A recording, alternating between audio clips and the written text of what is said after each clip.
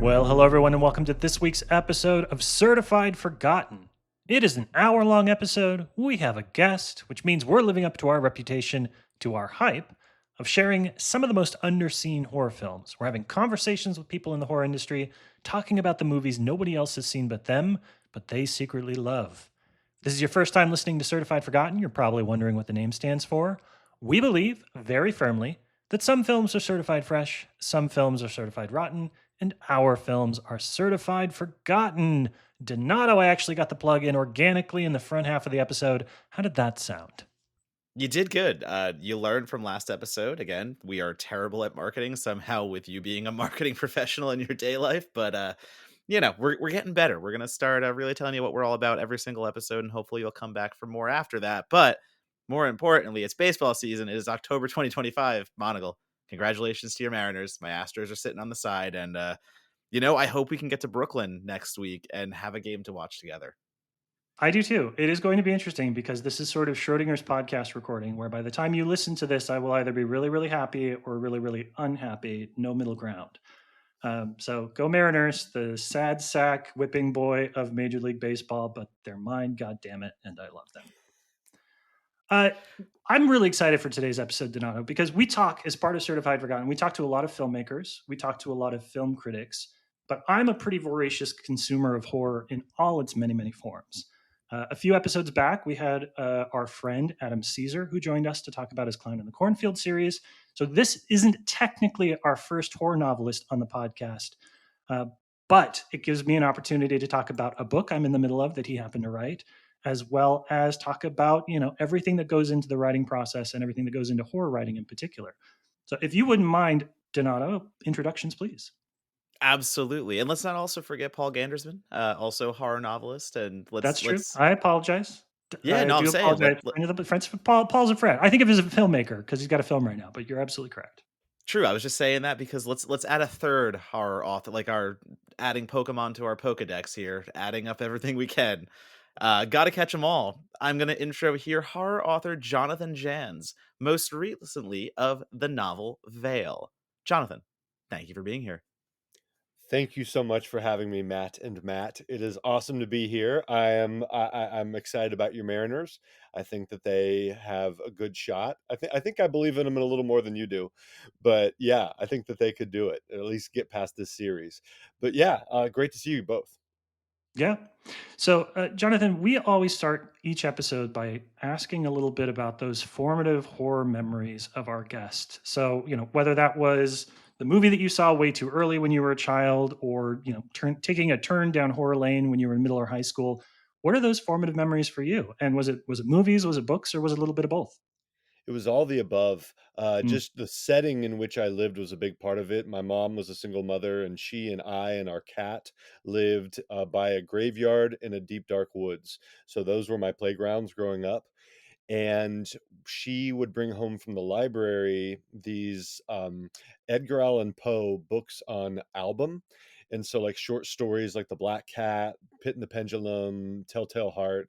I was listening to those at age like 5 and 6. And so that was a big part of why I love horror. And then on top of all that, her favorite shows were The Twilight Zone and In Search of, this Leonard Nimoy documentary that always had like In Search of the Loch Ness Monster or Bigfoot. So we were always thinking about these mysterious things or watching some twist ending on the Twilight Zone or listening to some atrocity from an Edgar Allan Poe story. So I think I was just kind of, and I was born on October 27th, which is only 4 days from Halloween. So I Oh was just yeah. kind of like ensconced in the horror world from a really early age. And when did you start? I know that your first novel came out. I think it 2005. Am I remembering that correctly? Around that time, 2012. Sorry, 2012. Yeah, that's right. 2012. When did you start putting pen to paper, metaphorically or otherwise, and creating your own horror stories? Was that at a young age as well? Yeah, I started to try to write a novel when I was 18. I had this car accident and was out of school for a month. And about the only thing I could do was either read Stephen King books or write. And I wrote, and it wasn't good, but it was very therapeutic. And I started to fall in love with the process. I didn't really get serious about it till I was 26. And you mentioned like 2005 earlier. I wish I would have been published then, but that was smack dab in the middle of this like 10-year grueling gauntlet of rejection where I was just writing and getting rejected by absolutely everybody. So I wrote for a while before I had any success, and then finally, when I was in my late 30s, I got my first novel published, and it's been kind of a steady climb since then. What is your advice to any writer? Because I mean, you're doing a different type of writing than obviously I'm familiar with. I'm a film critic, entertainment journalist, so different mode of writing. But rejection is just part of being a writer. No matter what area you are in, you have to deal with the fact that you're going to get either pitches or novels or scripts, whatever it is, declined until you finally get approved. So, in your experience, like, how did you pull yourself through that? Because I feel like everyone has their own method of surviving that period. Yeah, I think the first thing is, and not everybody has this, it really makes you appreciate everybody who is supportive. So, like the people in your life who Mm, are supportive, really appreciate them. And I think anybody along the way who gives you even the slightest bit of help, like even if it's a rejection that's personalized, I think you learn to really appreciate that. There's this is going to be gross, kind of crass metaphor, but there's this movie called Waterworld. I don't know if you all remember, with Kevin Costner. And I think the opening scene, if I remember correctly, he urinates into like this kind of Rube Goldberg contraption, and we see that urine like pass through all these stages of filtration, and he ends up drinking it. And I feel like that's rejection, and that's what you do as a writer, is like you take all this bad stuff and you turn it into fuel. You turn it into ways to improve, you turn it into ways to get more determined, even if it turns into spite. Spite can be a fuel sometimes, like I'm going to show that person that I don't suck as badly as they think I do. yeah. So I think that if you can take all that, what seems like waste material, and turn it into fuel for yourself, I think that that's actually a really, and you do it however it works for you. That's all. It's all kind of individualized and personalized. But you find these mental mechanisms to kind of process all that negativity, and you turn it into something that helps you. Now, you mentioned earlier that when I asked books or movies influential for you, kind of both. I've seen you in interviews describe your writing as cinematic. And I'm really curious how you define what cinematic means on the page because you say that, and I kind of there's some things that pop to my mind about what that means versus not cinematic. And it's such an evocative word, especially for people that are consumers of both horror fiction as well as movies. When you say, "Oh, my writing style is cinematic," what does cinematic mean to you? Yeah, that's an awesome question. So, one quick question: am I allowed to? I don't curse a lot, but may I use a profanity on here? Okay, No, so this is a. Did we not tell you this is a faith-based podcast? I'm sorry, you're not allowed to. You're good. I, You're good, I man. have been, Swear I'm fucking away. evicted. I'm already out of the booth. Yeah, all right. So the first thing is that if I can't visualize it, then it goes. I have to reconceptualize it on the page if I can't visualize it, if I can't see it. Because if I can't see it as I'm editing it, the reader probably isn't going to be able to either. So I do want to make sure, and it's not that I want to overstimulate the reader or spoon feed the reader, because it's all a matter of trusting the reader. So I want to give the reader just enough to where they can fill in the rest of the world. Give them just enough, whatever it is, setting, characterization, action description, and then they can fill in the rest. But the other thing I think that's really important to do, there's a moment in the movie Tootsie. I keep going with these. Y'all are film people, so also, Yeah, so we I guess got you. this We're makes right there sense. with you. You're fine. There's this great scene with Dustin Hoffman and Sidney Pollack, who directed Tootsie, and Sidney Pollack plays the director, or sorry, the agent of Michael Dorsey, the Dustin Hoffman character. And Dustin Hoffman is talking about this play that he wants to star in, that his roommate Bill Murray wrote, and it's just kind of this sad story about people who move back to Love Canal and whatever. And the agent says, Michael, nobody's going to do that play. It's a downer. And Michael said, but it actually happened. And the agent said, who gives a shit? And those words, who gives a shit, are constantly running through my head every time I edit. And if I can't answer that sufficiently and resoundingly, it goes. So I'm a really ruthless editor. And because I think that for something to be cinematic, like movies, you spend 90 minutes in a movie theater or 100 minutes in a movie theater or whatever. A book is going to be like 12, 14 hours. So books by definition usually are a longer experience, but I like for things to feel as much like a movie as possible because screenwriters, they've got to get to the point. So I really tried to distill, and get it as streamlined and laser focused as I can. Unlike this answer, which I feel is a little bit meandering, but that's kind of what I do. That's okay. Well, that's what rewrites are for, right? Yeah, exactly, Um, exactly. well, how does that carry over? Because I know that you have been or are working on a screenplay as well. You don't need to talk about the specifics of that, more so the process. I'm curious if you sitting down to work on a screenplay has been easier because it kind of aligns itself with your approach, writing novels, or if you found it to be a challenge, kind of thinking visually as opposed to for words on the page. I think it has been super fun and exciting. It's been a challenge also because, as you said, it is different. I think the biggest thing that it's been has been very beneficial for me. Like I find this cross pollination happening where, because I'm thinking about adapting my work to the screen, but what actually ends up happening is as I do that, I'm learning these inbuilt lessons in screenwriting that help me as an author, that make my prose a lot better. They make my fiction a lot better. And the thing, to be honest with you, is I'm not there as a screenwriter yet. Like I think there are a lot of authors who think that it's nothing, it's a screenplay. Right. I mean, it's an art, like it's its own beast, and it's very different. Yeah, there are similarities here and there, but it's very different than writing a novel. And I think that I have a healthy respect for screenwriters to where I'm only on my third one. And like I know I'm not there yet. Like I can look, for example, I was because I teach film lit. One of the classes that I teach, we were studying the Get Out screenplay by Jordan Peele, and we were studying Knives Out by Ryan Johnson.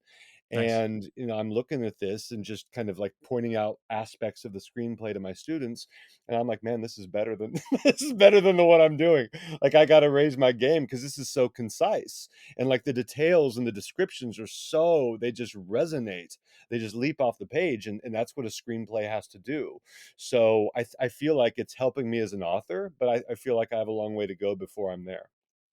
Yeah, like we can't all be C. Robert Cargill, who is bouncing between screenplays, novels, op-eds, just anything. Like literally just back and Yeah. it's wild to me that he can do all that, and that's what he talked about on the podcast. Like this idea that everything is so separate and different, but the way that he can compartmentalize and handle each area of writing on its own, like I think that's just, I sure as shit don't have it. I've never tried to write a screenplay or a novel for that reason. I've got my one lane and I stay in it. Yeah. His we are in the same anthology, The End of the World as We Know It, New Tales of Stephen King's The Stand. Yes, you are. And in his story, Wrong Effing Place, Wrong Effing Time. I curse, but I'm also a teacher, so I don't want to curse too much because my students might listen to this. Anyway, you all can curse all you want, obviously, but that story has garnered a lot of praise. And so I haven't read it yet. I plan to. I have seen a lot of the screenplays, that he and the films that he and Scott Derrickson have made, and he is a fantastic screenwriter. And he must be a great writer of short stories too, because people love that story. Yeah, I have that book on my shelf. I'm very, very excited to read the Stand anthology. I am going to force myself to read the unabridged version of the Stand again for the first time in like 15 years before, because I feel like you would lose stuff, right? It's not, I don't imagine that you and the other contributors are thinking you have to be familiar with every character in every context. Right. But there's some stuff. There are things that you got from the book. I'm sure you reread it before you sat down to write your story. It would be enhanced by me going back and reading that. So I just needed to get dedicate about 6 months of my life to reading both of those giant ass books. That thing is a doorstop, man. It's one of my favorite books, but as you said, it is a commitment. Last question about the writing process. I want to talk too about dialogue because I am about 100 pages into Vale, really, really enjoying it. And Thank what strikes me about that book is a lot of like, I don't want to oversimplify, but I do feel like you kind of know sometimes if an author's heart lies with the description or lies with the dialogue, where they really get a chance to shine. And I love the dialogue, and I love the way that your characters talk to each other. So, is that something that you center on screenplays, short stories, novels, whatever? Are you thinking about how your characters communicate with each other? Thank you, by the way. I feel like whenever you have dialogue, obviously it has to be good, but whenever you have dialogue, the characters appear. It's an immediate scene, and so I do feel like Elmore Leonard always said, "Leave out the parts that writers tend to skip," and I bet you don't skip dialogue. And if it's well done, you don't, right? Not that we skip anything, but some readers do. Some readers, if they see these interminable blocks of text without any dialogue, without any kind of cinematic quality, I think that that's when readers tend to get bored. And that's the cardinal sin of writing, is to bore the reader. I love dialogue. I love it. And I do entire edits of dialogue. So it's really good to hear you say that. I also think that one thing that's helped me with dialogue is that I read a lot of plays. Like, I love plays, and dialogue is the currency of theater. And so I pay a lot of attention to that. Honestly, this will sound like really immodest or elitist. So I'm not saying that I'm a great writer of dialogue. I will say that I think that the average published writer is not that good at dialogue. I think that a lot of writers write dialogue only by instinct and only by what they hear in real life. And right, the thing about dialogue is, like, it's an invented language. It's as different from the way we speak in real life than Portuguese is from Italian. Like, it's a completely different language. And I think that once you calibrate your mindset that way and realize it's a different language, I think then you can start to really have fun and use it to your advantage. I've always heard good dialogue described as what your characters would say, what you would say if you had like an extra 10 seconds to think about it before you said it. Perfect. Because, yeah, because all life is first draft, right? Like the conversation we had before we started filming. I mean, we were enjoying it, but it's not going to make it into a book. It would bore readers silly. And all life is first draft. All conversation is first draft. And that's why dialogue should not read like first draft. Well, let's talk about Vale a little bit too. How did this one come about for you? This is a weird origin story, but I was walking into Aldi grocery store with one of my daughters, and the guy was walking out to he had returned his cart to the corral, and he was walking back to his car, and I just had this image of him, and this sounds really weird and sadistic, but I had this image of him getting yanked into the sky and, like, disappearing about 100 yards in Hmm. the air for no reason at all. And it wasn't like I had any ill will toward him, but it was such a powerful, striking image that I was like, okay, so A, why did I think that and what's wrong with me? But B, if that were to happen, what would do that to him? And then C, where would he have gone if he disappeared? And from that little image, that granule, grew the entire story. Now, just by happenstance, two of the last things that I've read were Clay McLeod Chaplin's Wake Up and Open Your Eyes, and Ah, I reread Stephen King's The Mist, which are both stories about fatherhood at the end of the world. So yeah. I know that you're a parent. Does parenthood change what scares you? Oh, 100%. Yeah. Brian Keene, this friend of mine, he was interviewing me once, and he said, and he's a great writer, but he said something like, "So Jonathan, why are you so afraid of your kids getting abducted?" And I just kind of like stopped and stared blankly at him. I'm like, "What are you talking about?" He's like, "Well, in this book, in this book, in this book, you have," and I was like, "Oh my gosh." It's like this well-worn groove in my stories. I just think that we are frightened of losing what we care about. And if it's different for everybody, for some people it's like losing youth. Stephen King has lately talked about, like, how dementia is frightening to him because he's afraid of losing his faculties. And I'm afraid of those things. I'm afraid of a lot, to be honest with you, which is probably why I'm a horror writer. I mean, I see danger around every corner. My wife, I kind of see the world as a Final Destination movie. Like, I'm so everything was fraught with danger. But most of all, I'm afraid of something happening to my kids, and it's just because I'm so invested in them and I love them so much that I'm afraid that and so I must work that out on the page. I do want to talk too. I mean, it's strange to describe Vale as comforting, but like we are in like our apocalypses right now, the state of the world. There's a thousand scary things going on, and some of them are really really bad, and you kind of have no control or power over it. So I was delighted by the fact, and again, 100 pages in, hasn't had the big reveal yet. But this idea that we're just like, oh, it's sort of it's a monster novel. Like there is something, and it's not because we enacted climate change. It's not because we polluted, right? It's just like this scary thing that's coming for us. Is that a cathartic kind of apocalypse to write? I think so. I think so. And you use the word cozy. I think that adjective, which I like, because there are some scenes in there that I found very comforting. There's scenes with the main character and his daughter Hmm. that are really not taken from real life, but the kind of the aura of that is sometimes it's just how it feels. It just feels comforting and nice to be with somebody you care about and to talk to them, and to not have somewhere to go. But I do like in that in the book what you're talking about. I do like that in addition to the human monsters, because as I'm sure you're seeing, there are some characters with very nefarious sides. But I like that there is this true monster in the book, and I like that it's not, and it's fine. Everything works if it's done well, but in some books you have this really sympathetic kind of, like you really feel for the monster and you kind of sympathize and go along, and that can work really well when it's done well. That's not this book. In this book, the malevolent entity is malevolent and is just, and I think that we come to really fear and hate that creature.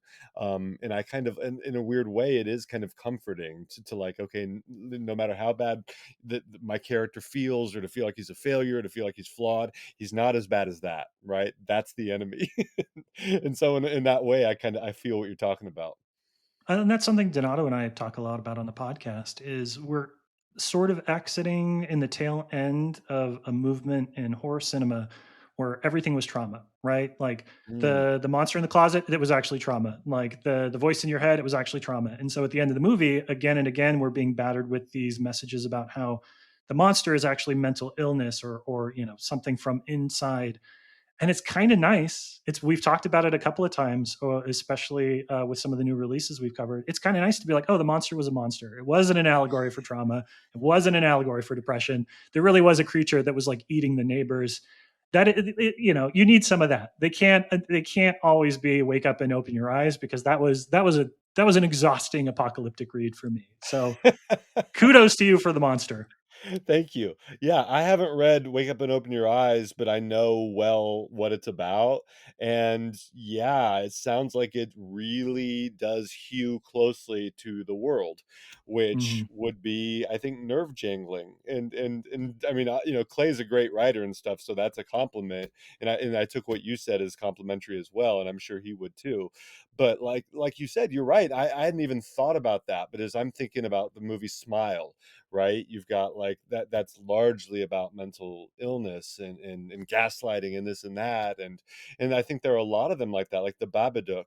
I know it was a little earlier, but I felt like that kind of was along that same vein. And you're right, it is kind of cool when you have, a movie that occurred to me as you were talking was like Dog Soldiers. And I Hell yeah. freaking love Dog Soldiers. And in that one, I mean, the enemy is the werewolf, and that's awesome. That can be so much fun. So I think like all kinds of stories and sources of evil can be cool, but it is cool to have some of that too. All right. Well, last question for you then, Jonathan, before we talk about the film that you brought for us today. You've mentioned a couple of times on the podcast that you also teach.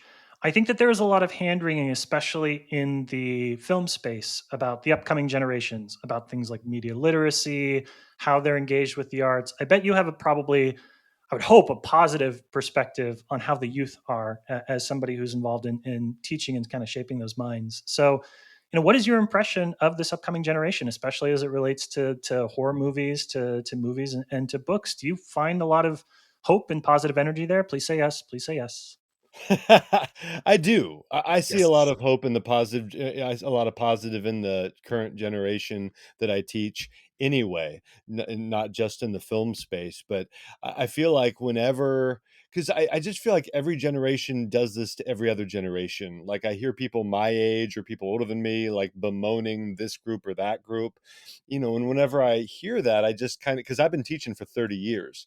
So I've seen a lot of different generations, and I just kind of roll my eyes because I'm like, kids are kids. And of course, every generation has different challenges. And as you're kind of alluding to, this generation has a lot of challenges that at least my generation didn't have to deal with. I didn't have scrolling on my phone as an option, and these kids do. I didn't have, like, if I did something stupid, I didn't have to worry that it was going to be permanently on the internet, which I think is really scary for these kids. But I think what we like, what the older generations need to do is to just keep our enthusiasm for cinema and really verbalize it. And it doesn't mean shove it down their throats, but I think that we just need to keep talking about the excitement of the movie theater, or the beauty of film as a medium. And in doing so, we can kind of like still make that communal experience really attractive. And it's funny because like my some of my students, they do like the first thing that they write in my film lit class is they write a paper called My Taste in Film. And as the years have gone on, I've been teaching that class for 23 years, and as the years have gone on, increasingly I've had students say, well, I don't really watch movies. And of course I don't react negatively to that, but I think that is just a sign of these other kind of technologies and life situations kind of infringing on that space, or eating up that space that, for me at least, was occupied by film. And so in my class, it's an opportunity for them to really get into and see what's there. And what's cool is, and what gives me hope is their react. I'll just give you an example. We watch a movie called It Happened One Night. It's a 1934 romantic comedy with Clark Gable and Claudette Colbert. And you would think that a 91-year-old movie, or whatever it is, would not be that palatable or exciting for a kid that's 17. But almost to a kid, every year, they, in their journal entries, and they're not just doing it because they're pretty honest. I feel like they're empowered to give critiques, because they do, about some of the stuff we watch. They're like, I didn't like this as well as everybody else, whatever. But almost to a person, they will say, I liked it better than I thought I would. Like, I'm still, some of them say, I'm still not a huge fan of romantic comedy, or I still wouldn't prefer to watch a black and white movie, but Clark Gable was pretty funny, or Robert Riskin's screenplay was surprisingly interesting, or I like this or that. And I think the thing that we just have to keep doing is exposing them to cinema, and keep being excited about it, keep being passionate about it. And I think that's going to help preserve it, because there are a lot of kids in that age group that already love movies, first of all, but then when the other kids who don't are exposed to it, they love it too, because it's beautiful, it's amazing. So yeah, I would, to be honest with you, I would report some attrition, but I don't think it's an irretrievable attrition. I think that we can still kind of, to bring it back, and to expose kids to it. And once they are, I think they'll love it just as much as we do. I love hearing that you make them write a paper about their film taste to start, because my first intro to film class was very much the opposite. It wasn't, I want to hear from you first. It was some younger teacher who themselves were kind of just out of film school, and they basically thrust their taste upon us and the class. And I had not yet found my love of cinema yet. I was still discovering it, and I slept through almost every class. I almost failed. He literally woke me up one time and was like, "If I catch you sleeping again, I have to fail you." And I was like, "Okay, cool. Play better movies." I don't fucking know.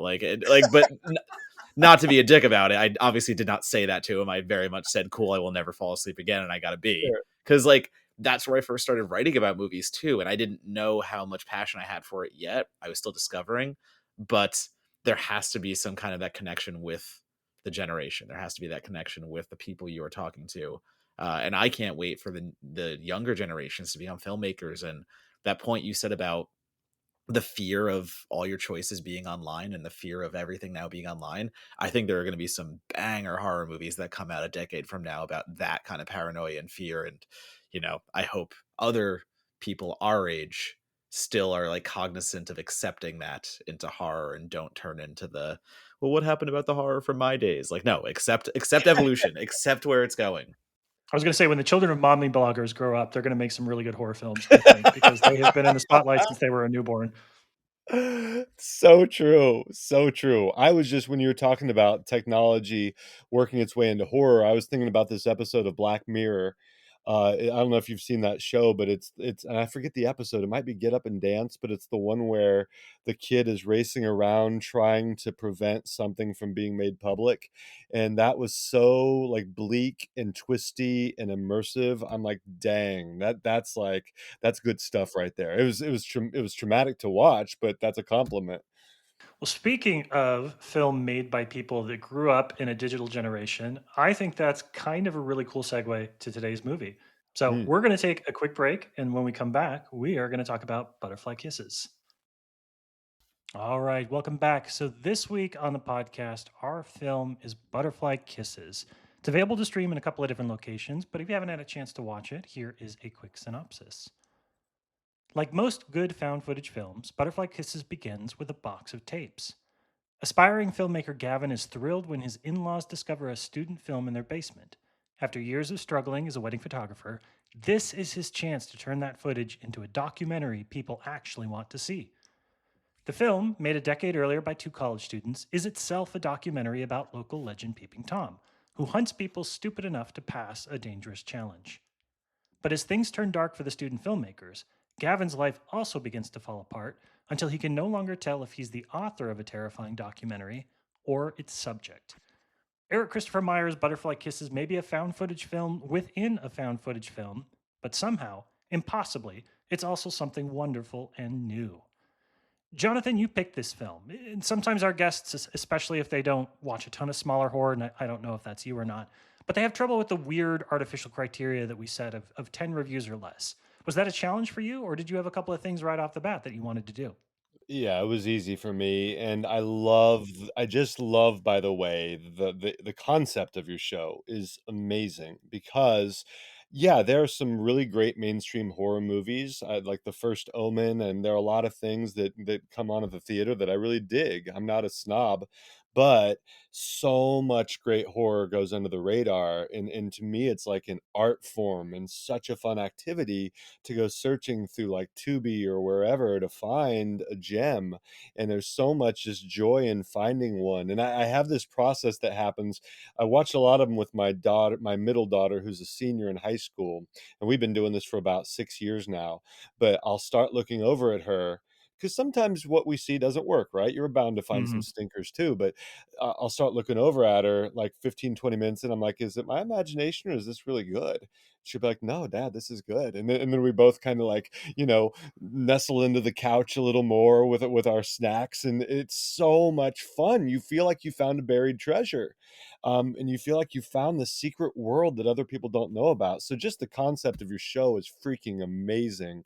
And Thank Butterfly you. Kisses, I feel like, is a quintessential example of what we're talking about.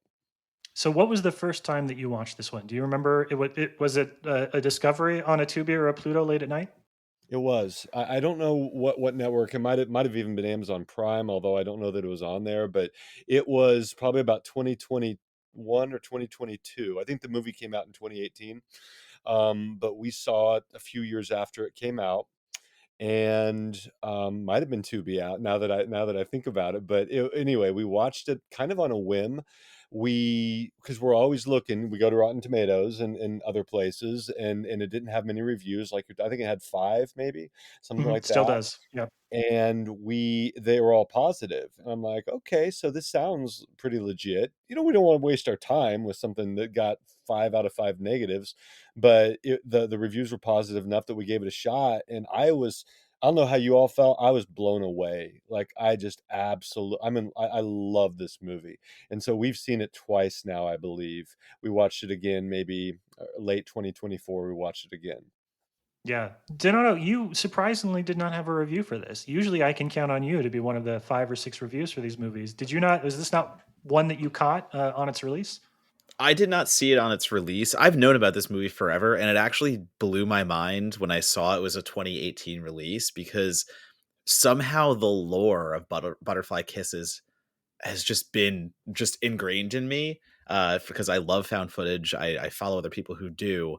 Again, I hadn't seen it yet, but I felt like this was a 2000s horror movie. Like, that's how deep and rich it goes. I literally thought I've been hearing about this movie since like over a decade. So I was like baffled to see it was 2018 and it gained that much notoriety just since then.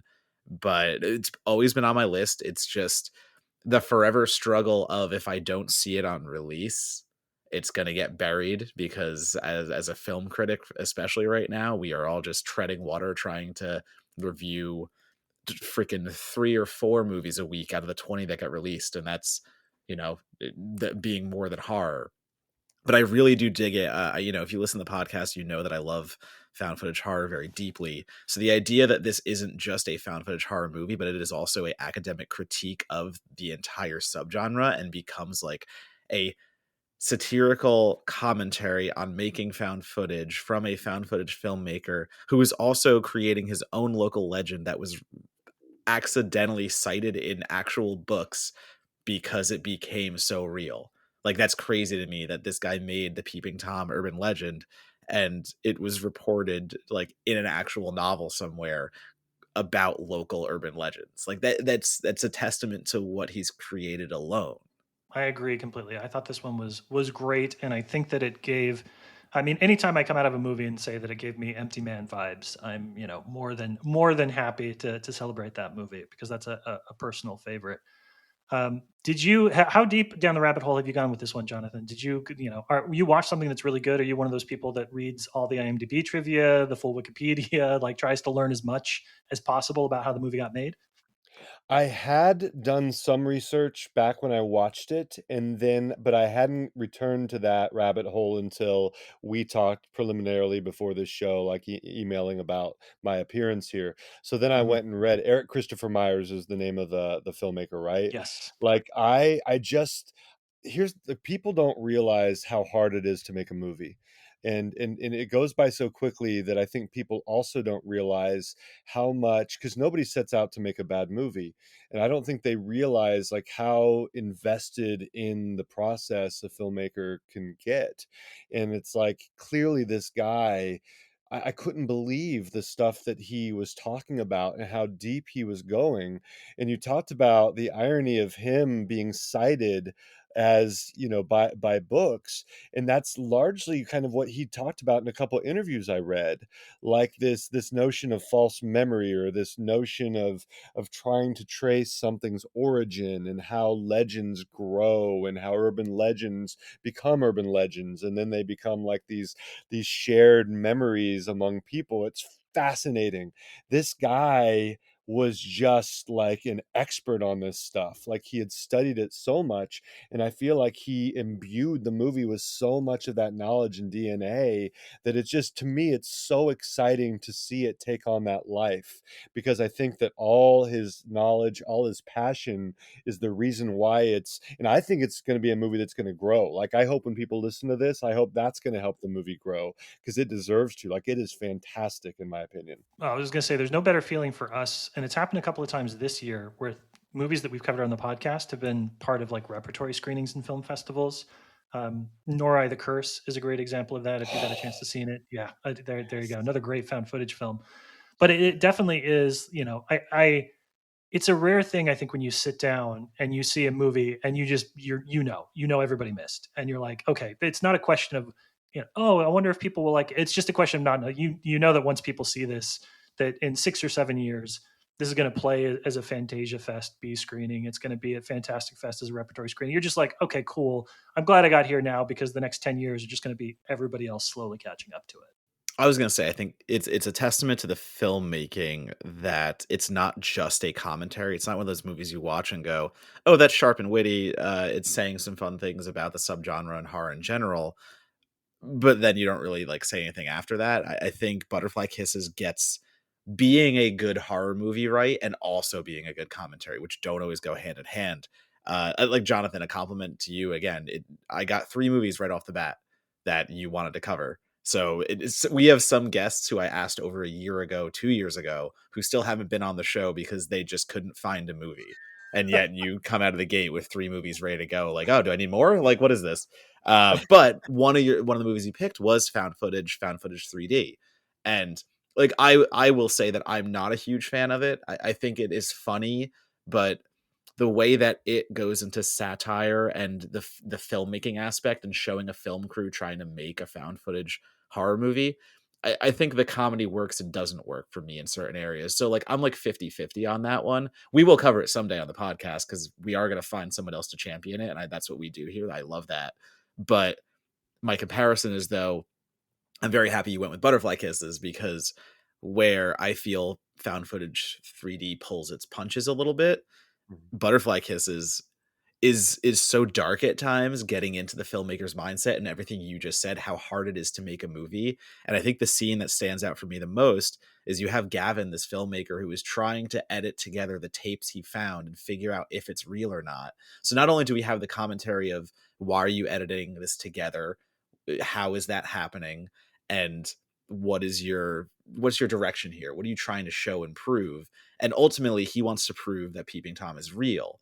And he's in the radio show and he's just getting grilled by people calling in saying this is obviously fake. Like, he has showed the footage at this point on a website to see, like, hey, this is up for 24 hours and then it's going to be gone, as a viral marketing technique, and just call after call to get to the point where Mr. Eduardo Sanchez of the Blair Witch fame calls in and is even one of the voices saying, dude, it just doesn't look real. It just doesn't look genuine. It doesn't look like this is, you've obviously just doctored this yourself. And I could like, you can see how sad and depressed he is in that moment, but like, my heart sank just being in that scenario, putting myself in his shoes and hearing from the fucking godfather of found footage that your movie doesn't hack it. Like, that is such a sobering moment in a film that also has good scares and good commentary. So I really was gobsmacked with how this film hit me on all angles. Yeah. Absolutely. I think so. I just showed. So I've got two daughters and a son who's older, but my youngest daughter and I and my wife. This makes me sound like a bad parent. She's a freshman in high school, but we just saw Borat, and she watched that like between like she was like hidden in the covers, like peeking above the covers. She was so horrified by the stuff that was happening in Borat. And and she after the movie was over, she's like, "That's the funniest thing I've ever seen." I'm like, "Are you sure? Because you look traumatized." She goes, "It was traumatic, but it was hilarious." That's how my oldest daughter was acting when we saw Butterfly Kisses, because it was so, to use a term that my kids would use, cringeworthy, but cringeworthy in a great way. Like, there's so much secondhand embarrassment, secondhand pain for the main character. Like you said, he gets destroyed by the creator of Blair Witch. He goes to a meeting where he's just rejected by this whole group of people. Like, it's brutal emotionally, but I think it's just so like raw and true.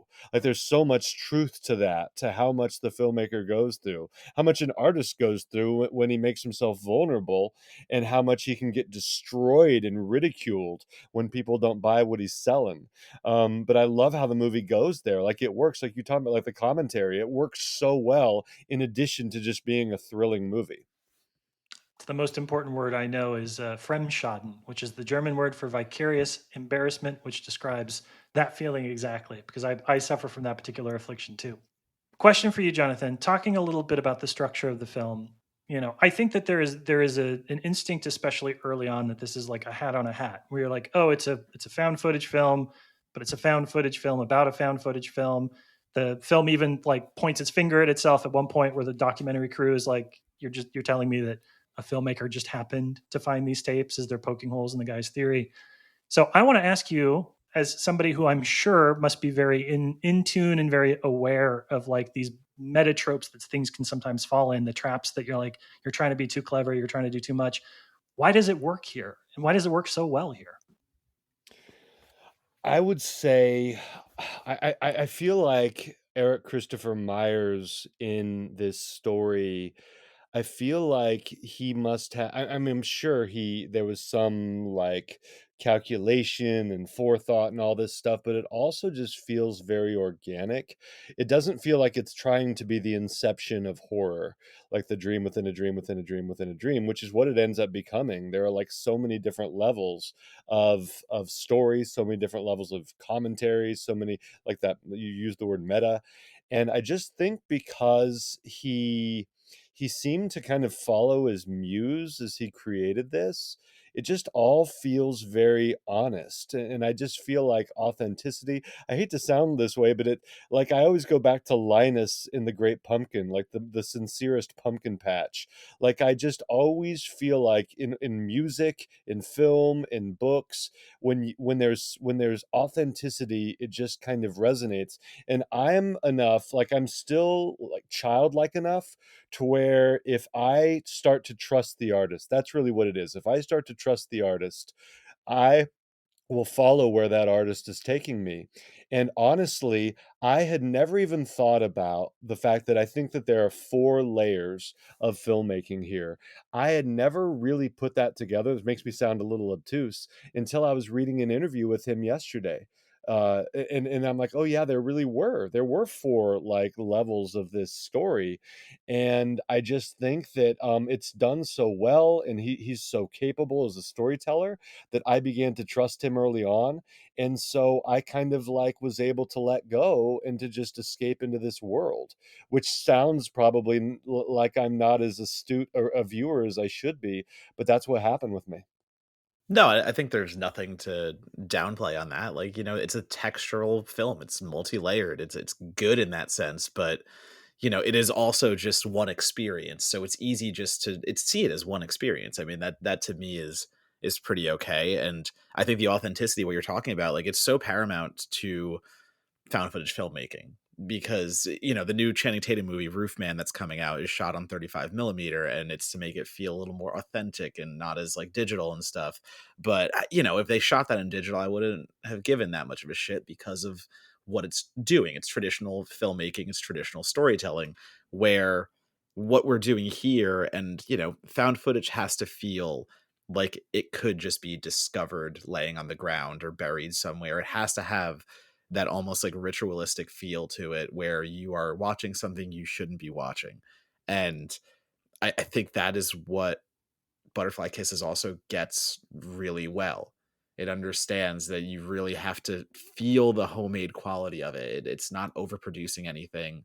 Does that mean here and there some effect shots or don't really fit that vibe? Sure, of course. It's also a low budget horror movie. So you have to be able to suspend a little bit of disbelief because you understand what the filmmakers are up against, but at the same time, feel the intimacy and the organic nature of what is happening. And that to me is always what I am looking for in found footage. Like Rec, it just feels like you're in the building with them. It feels like you are watching a television report go horribly awry. Paranormal Activity, it feels like you're watching a home movie. It is it is so important that I feel like I am there with a found footage movie, and that is where Butterfly like Kisses kind of levels itself up versus any other low budget found footage horror movie. Because let's be honest, a lot of filmmakers think found footage is the way to get into horror, so they just go out in their backyard with a camera, jiggle it around a little bit, and go, "Cool, here you go." Like, no, fuck off. You actually have to do more than that. And that is why I like seeing something like Butterfly Kisses that puts so much into the creation, the conception, and then to have it be again a reading on found footage. 2018, there's been plenty of found footage movies that have released by that point. This isn't an early found footage film, which is still figuring things out. It is commenting on so much in there. And as you go through the film and you see it kind of pick apart where others fail, I don't think it ever does so in a completely barbed way. Like it is not saying this movie sucks, but it is saying, hey, here's how you can do it effectively, and here's what, as a filmmaker, I have learned watching so much. Like the student becomes the master in that way, and in a way that you can actually tell happen on screen. I do want to. I want to ask a quick question about the creative process in this too. As you're talking about it, Jonathan, I know you're a Spielberg guy. The way we talk about this makes me think of the end of The Last Crusade, where character after character loses themselves reaching for the chalice and is like, "Well, no, actually, I think if I could just stretch a little bit further," which kind of mirrors the way that each of the directors in the movie suddenly throw all their principles out the end or out the window, and they start to see like, maybe if this happens, I could just get the perfect ending for my movie. I've seen the article that we published about this at Certified Forgotten talks a lot about how this is a specific type of horror for creatives, about like getting so far down a road with the project that you can't pull yourself out of the tail dive. Does this ring true for you as somebody who is, a creator, a writer? Does this mirror the anxiety of being like, I don't know if I'm going to be able to, like, I give me an exit, any exit, I don't care, I'll take it. Yeah, I think so. I think that's both the danger and that's where the good stuff comes from. Like you ultimately you can't hide yourself as an artist. And I think that when we sense that vulnerability, that's when we really invest. Like we can feel the artist's spirit in something. But like you said, like that is it's an obsessive thing to be creating something that you feel so powerfully about. And I think that is because you understand objectively that okay, my real life is my real tether and this is what matters most. But this is so seductive. This is something that could really lure me, and I could easily get lost here, and then the rest of my life could be kind of like could have some ill effects because of this. And I think that right like I think a lot of like creative people feel that way. I think that you you try to compartmentalize, you try to inhabit the dream world and then your real world, but they're going to bleed over. Just a really small microcosm of this is when I get done writing for the day, it's almost like trance like when I write. But when I get done writing, I describe it as feeling like Han Solo coming out of carbon freezing and having that carbon sickness. Because, like, for the first half hour after I go downstairs to have lunch with my family, I'm not all there. Like, and I'm not my best self. I'm not like surly or whatever, but I'm kind of distracted. I'm ineloquent. I just have trouble being in that real world. And I feel like, but that's where the good stuff is as an artist, is like if you've invested yourself. And I feel like that's something that is so important in good art. It's like because I think that we as viewers or readers, we bring to the table this idea of okay, we want to steer the car, we know where we want the story to go, and there has to be that moment where we give the trust to the artist to take us where the artist wants us to go. Like Lake Mungo, I don't know if you all have seen Lake Mungo. That is one of my favorite movies. I think it's one of the best horror movies ever made. And I think it's so good because it so goes in a direction that its artist wanted to go, that I don't think most other viewers would have ever dreamed. But that's why it's so good. And I think honestly, I feel like Butterfly Kisses is it's okay. Lake Mungo is one of my favorite movies.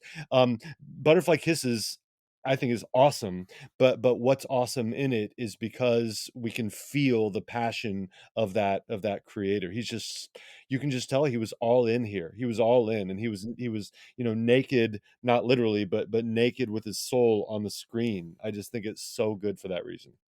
Yeah, it's so important to just throw away your wants for a movie, like what you just said, in the way of reading Lake Mungo and oh, it only has one jump scare. Like I want it to be scarier. It's a horror movie. Like you have to let the filmmaker speak for themselves. You can't speak for the filmmaker or writer, whoever it is. Like at the end of the day, whatever the medium is, whenever I start seeing criticisms or read a critique, God forbid, that is about a reviewer who didn't get the movie they wanted and say nothing about the movie they were given, like it's not the point of what we do. And I wish more people would understand that, and I wish we could separate the idea of, well, it didn't give me exactly what I wanted. Cool, the movie didn't give me what I wanted either, but it's still good in its own merit. Like, that kind of stuff.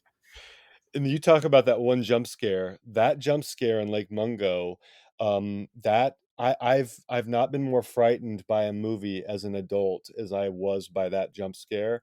I had months of waking up in the dark, being afraid of seeing what a character saw in that movie, and the ramifications, like the existential dread that created.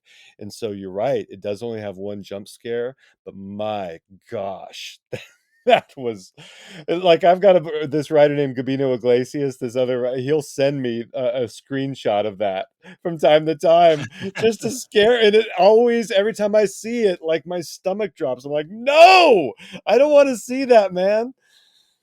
That's awesome. Big fans of Gabino here on the podcast. Yeah, good dude. Um, that leads us to our last question. And you bring up Lake Mungo. Lake Mungo, 20 years ago, 15 years ago, nobody had heard of it. Now it's actually part of Criterion's hand-selected horror screaming or streaming or whatever you want to call it service for October of this year. I It didn't know does that. not. It does not get any better than that. That is sort of the canonization of an independent movie. Is if you get that Criterion push. What do you think gets Butterfly Kisses to the next level? Like, how does this movie end up finding its audience? Yeah, I think that it will. And I think that when people, I think that it's the rabbit hole maybe that will help a little bit because, you all are horror junkies and you like to read about it a little bit. I think it's hearing people talk about it, hearing and then reading articles about it. I just think that I think quality, I like to think quality kind of the cream rises. It doesn't always. That's probably a very simplistic and Pollyannish view to say that it does. But I think in this case it will. And I think the reason why it will is because it's so unique. And I feel like that's part of why Lake Mungo has risen. It's not just wonderfully made, but it's different than anything else and it's additive. It adds something to the conversation. There's nothing quite like Butterfly Kisses. And just when you think the movie's given up all its secrets, there's another layer. And I love that. And each layer I think makes it more disturbing. And even let's just take it like down to a visceral level. I love the idea of having to stare at something for an hour, right, to keep one's eyes open for those. And I'm not giving anything away here because that's kind of revealed early on that that's the conceit. There's this thing named Peeping Tom, and you can only see it by staring down a tunnel for a set amount of time. That alone, I think, is I'm sure there have been iterations of something like that before, but that alone is pretty cool. So I feel like that is something. So it has that hook of the urban legend and of something creepy. And there's something, it reminds me a little bit of It Follows. Like in the movie It Follows, you're always afraid of looking out the window and among the milling people seeing somebody walking straight at you. Like that's a scary concept, and this inexorable thing that's going to keep following you no matter what. And you start calculating, okay, how far away do I have to get? And then how much time does that buy me before this thing catches me? And I feel like there's that inexorability of Peeping Tom, of this entity. And every time you blink, it gets closer. So then there's that physiological reaction. You're like, oh my gosh. And you become aware of your own body. You become aware of blinking, and then you try not to blink because every time you do it's going to be closer. So I feel like in addition to just being a really well made movie, I think the evil entity at its heart is kind of a unique and scary one, or at least it's different enough to stand out the way that the creature in It Follows stands out. Donato, are you destining this one for Criterion Collection at some point? Yeah, I go back to what I said before, where I thought this was a early 2000s found footage movie that's been lost to, whatever we want to say at this point. Much like the Poughkeepsie tapes, which premiered at a Oh, festival and disappeared for ever many years before it finally came out. I thought that was Butterfly Kisses. So the idea that it already has this viral ability about it all, and the fact that I watched it on Amazon Prime, so it is on Prime Video. So it is so easily accessible. It can be looked up by anyone right now, and it kind of has, I wish people talked about this movie the way they talk about Horror in the High Desert. And I don't mean that to be a backhanded compliment to what Dutch is doing over there, but like it just, those movies have never been my vibe. But it, once again, we are talking about this kind of urban legend that is being taken down by found footage and the very organic nature of it in the Horror in the High Desert movies, where I I don't know. To me, like Butterfly Kisses is kind of my version of that in a way. Like I wish it kept exploring. I wish we kind of figured out where this was going future as well. And so, how does it find its audience? Well, it's on Prime Video now. So it's like, hopefully if you're listening to this, you'll go give it a check, and then you tell somebody and you tell somebody, and it's like Rings. It's the we have got the technology to make this thing infect the world, so let's start with patient zero. Let's keep it going, and if it hits Shutter someday and gets that bump, awesome. If it ends up in Arrow Video or TerraVision, somewhere like that, that'd be awesome. I don't know if it's actually on Blu-ray. I'm gonna actually go harass Brad Henderson and see if he can get the rights for it. But yeah, this is one that I really hope just keeps of the audience keeps growing. I don't see why it wouldn't. So I think that Something you said there, if you don't mind my jumping in, there's something you mentioned, and I think that you were talking about the story itself, like having it go on. Not, I mean, we want the wider viewership, of course, but the story itself continuing. I don't want to be insensitive about this because the filmmaker passed away, right? Which is awful and so sad. But the moment I saw that movie, and I don't know if it'll ever happen, and I'm not necessarily requesting it, but I thought about writing a novel in that world, continuing that story because it's so rich and there's so much possibility there with and again, we're not going to give away complete spoilers, but with how that story ends, I feel like it almost begs a continuation. And I do feel like if Eric Christopher Myers were still around, I feel like he would invite that either through himself or another filmmaker or a writer. And so again, I'm not trying to be ghoulish and capitalize off anything, but I do think that would be so much fun to write a novel in that world and continue what he started, because it's a really unique and honestly kind of scary concept. The obsessive nature of it, the villain itself, the history, the lore. I just think it's so rich and wonderful that I would love to like carry on that conversation. So. I think I speak for your business manager, Jonathan, when I say a novelization of Butterfly Kisses is a wonderful idea. You should put all of your attention towards that. It'll sell dozens of copies. But I do hope both of you are right. I do hope that this film continues. I think it's set up well to continue, and it's so easily accessible. It's something that's not hard to find. I would encourage anybody listening to go check it out for yourself. It's found footage movies, because there were so many of them. Sometimes it takes a minute for the good ones to rise to the top, right? Like you said, Jonathan, to rise to the cream to rise to the surface there. Same thing, we're probably going to take forever to figure out which of the zombie movies from the last 20 years are actually worth our time too. So do it now. Go watch Butterfly Kisses now. Then you can tell everybody in the future that you were like, oh, I heard about it on this podcast. I knew about this like years before it was a Criterion release. Agreed. That brings us to the end of this particular episode. Jonathan, I want to say thank you so much for joining us. Really excited. Again, 100 pages in your book. I'm really excited to see what happens to this family. I think some bad shit is going to happen to this family, but that's okay. That's my journey to take. If folks want to stay connected with you online, if they want to sign up for a newsletter, follow you on social media, check out other books that you've written, other back editions of things that you've written, how do they do that? What's the best place to go? I'm relatively ubiquitous on social media, and so they can look me up at my website, jonathanjanz.com, or I'm on Instagram, Facebook, the hellscape of Twitter, Blue Sky, Threads, Goodreads, anywhere they want to find me. My books are, Vale is in most Barnes and Nobles, a lot of independent bookstores, which is great. So they can find that there. And thank you both for having me. And I'm so happy too. I mean, I love everything about this, but I'm so happy that you two enjoyed Butterfly Kisses.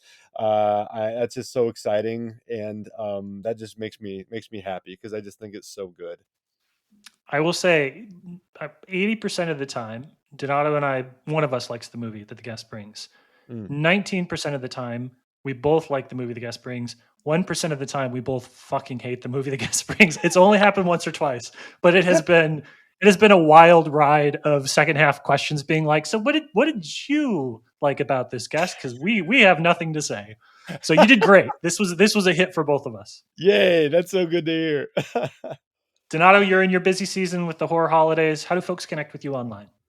You can connect with me online at Donatobomb, DONATOBOMB, and that's going to be Blue Sky, Letterboxd, Instagram, and TikTok. Yeah, we're, Monocle and I are going to be at Brooklyn Horror Fest next week. We're going to do a little live episode with Tina Romero, so that's pretty fucking cool. We're going to focus on Queens of the Dead, talk about queer horror, talk about queer zombie horror, and yeah, excited just to kind of do that. So, my reviews are coming out. I'm sure I'll have stuff to write about Brooklyn Horror. I'm sure I'll still have the continued deluge of reviews that have always coming. But I'm ready for the end of the year and award season and just to kind of coast out. I'm ready, Monagle. I am no longer a member of a critics association, which means I don't have to do screeners and end of year stuff. I just get to watch the movies that I like. I'm very, very happy about that. You can follow me on Blue Sky. It's at Monagle, and then the rest of it on Blue Sky. That's kind of it for me. I like there. I like 4 people talk to me on Blue Sky. I feel comfortable. It's great. I'm happy.